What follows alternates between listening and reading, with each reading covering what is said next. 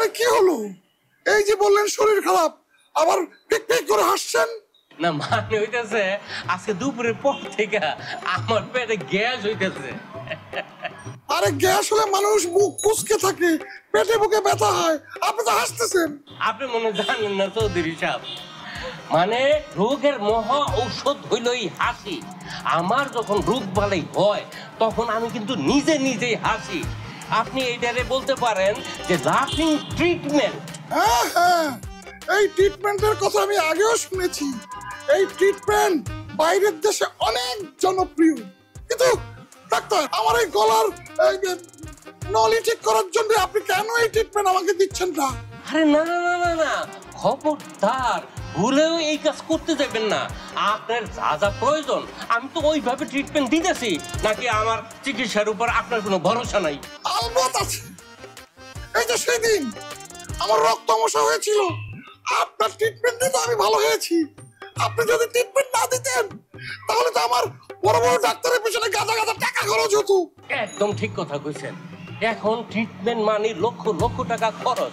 যে যত টাকা খরচ করতে পারে সে থাকে একরকম, আবার যে করতে না পারে সে থাকে আরেক রকম।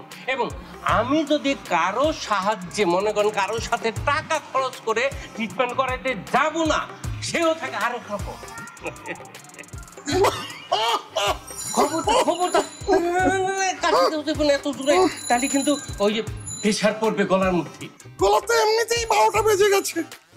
কবে যে আগের ওই সিংহের মতো ভয়েস আমার ফিরে আসবে বুঝতে পারছি না। আচ্ছা একটা কথা শুনেছেন কিছু? কি? কি আর বলবো, আমি আমার মেয়েকে বিয়ে দেওয়ার ব্যাপারে সিদ্ধান্ত নিয়েছি। এটা শুনেই ওই নির্যাতার ছেলের বিয়ে দেওয়ার জন্য রেডি হয়ে গেছে। সবসময় আমার সাথে কেমন যেন প্রতিযোগিতা, ভাবতেও আমার ঘৃণা লাগে। ও একসময় আমার বন্ধু ছিল। আরে বাদ দেন, বিয়ে দেওয়া এত কি সহজ নাকি? বিয়ে দিতে হইলে পাত্রী লাগবে না? একদম রাইট। আমিও দেখবো ওই মির্জা ভালো পাত্রী কোথা থেকে খুঁজে বের করে। এমনও হইতে পারে পাত্রী প্রয়োজনই হইল না, ছেলে বিয়ে করে বসে থাকতে পারে। সে আবার কি কথা? পাত্রী ছাড়া কি পাত্রের বিবাহ হয় নাকি? বুঝতে পেরেছি, আপনার তো গ্যাসের সমস্যা হয়েছে, এই জন্য পেটটা গরম হয়ে গেছে, পেটের সাথে সাথে মাথাও গরম হয়েছে। অসুবিধা নেই, আমি আর আপনাকে দেরি করাবো না, আপনি বাড়িতে যান।